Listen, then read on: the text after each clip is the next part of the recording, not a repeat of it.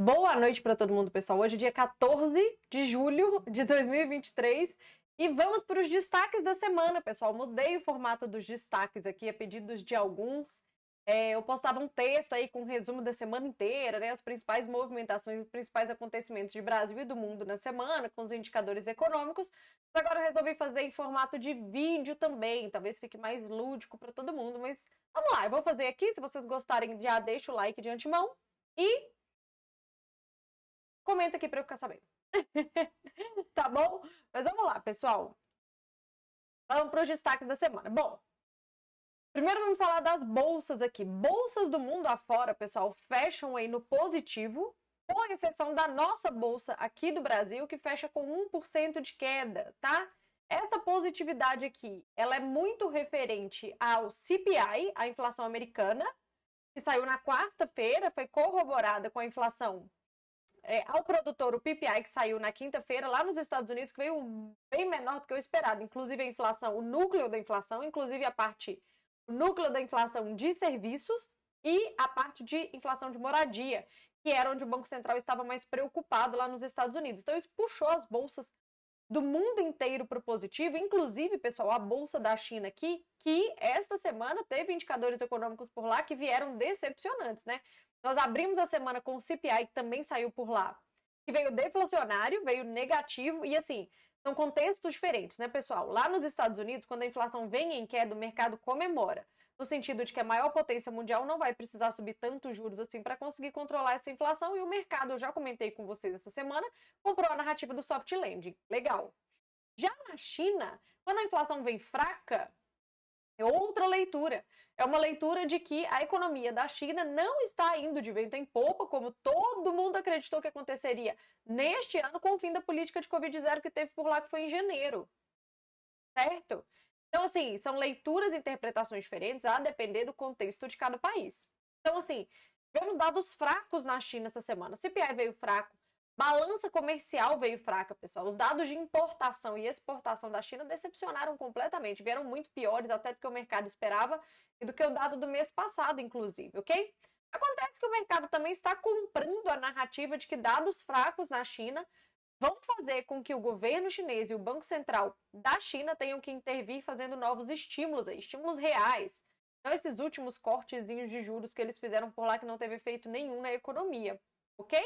Mas, de qualquer forma, eu repito para vocês, da China falar que vai fazer novos estímulos, estímulos mais eficazes, para ela de fato fazer, está demorando um pouquinho aí. De qualquer forma, o mercado esta semana olhou para o CPI, a inflação dos Estados Unidos, e resolveu comemorar, entendendo que os Estados Unidos não vai precisar entrar numa recessão econômica para conseguir controlar essa inflação, ok? A gente quase surfa esta onda.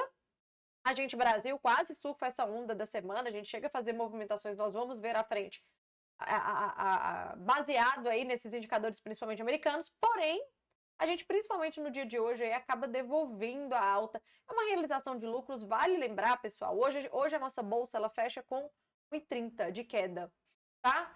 Vale lembrar que o volume financeiro da queda de hoje foi baixo, tá? Foi 21 bi. Lembrando que a gente gira aí em torno de 27, 28 bi por dia de negociação no nosso IBOV. E a negociação de hoje foi por volta de 21. Então foi uma queda considerável, apesar de que os mercados hoje deram uma leve realizada em relação à alta da semana inteira, apesar de terem fechado bastante positivos aí. De qualquer forma, a nossa bolsa não conseguiu surfar a alta desta semana, mas vamos combinar que a gente vinha de 9 semanas consecutivas de alta aí que os outros países não surfaram. Então, tá? Não se assustem com esse 1%, é isso que eu quero dizer, ok? Dólar no mundo fraco, pessoal. Então, dólar aqui no Brasil com 1,57% de queda esta semana. O peso mexicano caiu 2,24 e o DXY, que é aquela composição do dólar versus moedas de países importantes, né, potências importantes mundiais, aí também em queda 2,26. De novo, essa queda, a gente vai ver no gráfico ali mais para frente, essa queda proveniente aí da inflação americana que saiu na quarta. Por fim, pessoal, commodities positivas. Existe essa correlação, tá, minha gente?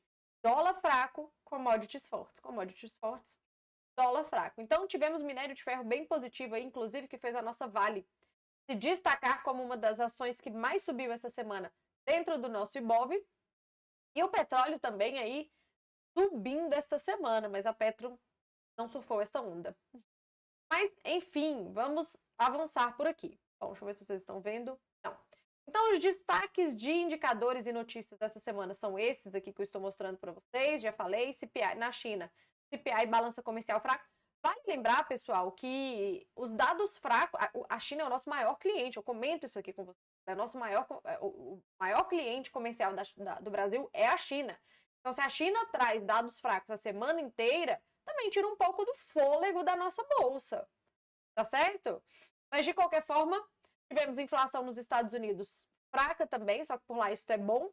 E aqui no Brasil, quando saiu o IPCA, o dado veio fraco, ele veio deflacionário pela primeira vez no ano, inclusive. Porém, quando você destrincha este indicador, e eu mostrei isso para vocês no resumão de terça-feira, você vê que serviços saltou absurdamente. A gente sai aí do realizado do mês passado de 0,03 ou 6, se eu não me engano, para 0,62. É uma alta muito grande na inflação de serviços aqui no Brasil. Atenção a isso daí, viu, minha gente?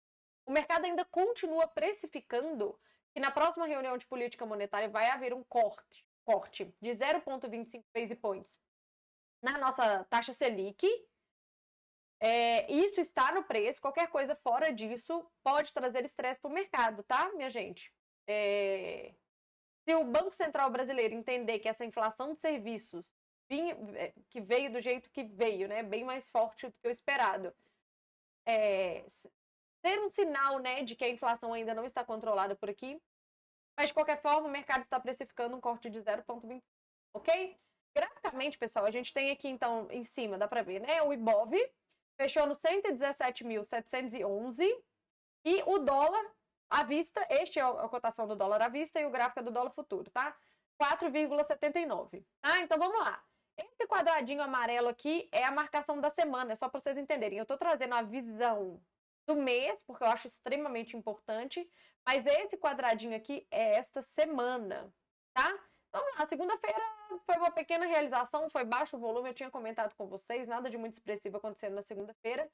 Terça-feira, movimentação de queda abrupta, assim que saiu o nosso IPCA aqui, depois o mercado acaba recuperando parte dessa queda, mas a queda, a inflação de serviços assustou, guardem isso, tá bom? Quarta-feira, CPI nos Estados Unidos, nossa bolsa recupera bem. Quinta-feira, PPI dos Estados Unidos corrobora com a leitura do CPI. Nossa bolsa sobe bem. E agora, na sexta-feira, mesmo com volume baixo, nossa bolsa devolve o lucro. Então, a nossa bolsa que tinha começado aqui, nesta semana, né? Próximo de 118, se eu não me engano, encerra aí no 117, ok? Nosso dólar, pessoal, vamos lá. Nosso dólar, ele sobe, tem uma alta na segunda-feira, foi uma alta generalizada do mundo, tá? Só que ao longo da semana ele acaba realizando, ele dá uma leve estressada pelo IPCA aqui na terça-feira, tanto que ele chega a ficar no positivo na terça-feira, mas ao longo do dia ele se alinha à movimentação mundial do dólar, porque na terça-feira o dólar foi fraco, eu comentei isso com vocês aqui no resumão, e quando saiu o CPI nos Estados Unidos, ele segue sua tendência de queda e depois ele meio que estaciona aqui, né, minha gente? Ele fica 3 dias estacionado praticamente aqui. Nada de muito expressivo aconteceu nesses últimos 3 dias depois do CPI. Bom, por que o dólar cai com o CPI dos Estados Unidos fraco, pessoal? Eu falei isso com vocês no resumão, mas eu vou reforçar. A inflação nos Estados Unidos vindo baixa traz para o mercado a sensação de que não vão ter tantas altas de juros assim, tanto que o mercado precifica nos Estados Unidos mais uma alta de 0,25 na próxima reunião, depois mantém estabilidade. Então não vão ter alta de juros por lá.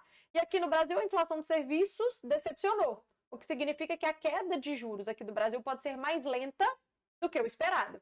Então o diferencial de juros entre os juros dos Estados Unidos e o do Brasil continua atrativo para carry trade, para investimento gringo para cá. Você pega empréstimo nos Estados Unidos a um juros de 5%, traz para o Brasil.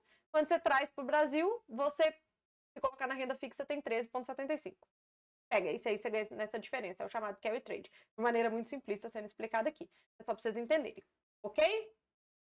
Bom, por fim, o que nós tivemos de destaques dos papéis essa semana da nossa bolsa?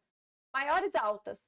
JBS, que, se eu não me engano, ela tem interesse aí em abrir negociação não só na Bolsa Brasileira, mas na Bolsa fora. PetroRio surfando aí a alta do petróleo e a nossa Vale surfando a alta do minério de ferro essa semana. Maiores quedas, Gol, Pets e Lojas Renner. Sim, falando em Lojas Renner, vale lembrar que hoje saiu dados aqui no Brasil do setor de serviços, tá? Alguma coisa do setor de serviços. Deixa eu ver aqui para vocês. Bom, não está aberto o meu calendário agora aqui, não, de tanta coisa que eu já mexi hoje, mas de qualquer forma, dado de serviços hoje veio bastante fraco, tá, minha gente? Isso prejudica empresas ligadas a varejo. Tanto que varejo hoje caiu em peso, ok? Bom, acho que é isso, pessoal. Acho que eu passei pelo material inteiro. Espero que vocês tenham gostado dessa nova versão aqui dos destaques da semana. Comentem aí se gostaram para eu ficar sabendo, e sugestões também eu estou sempre à disposição, ok? Então é isso. Bom fim de semana para todo mundo. Boa sexta-feira para todo mundo. Agora sim, sextou. E até domingo na agenda econômica da semana. Beijo!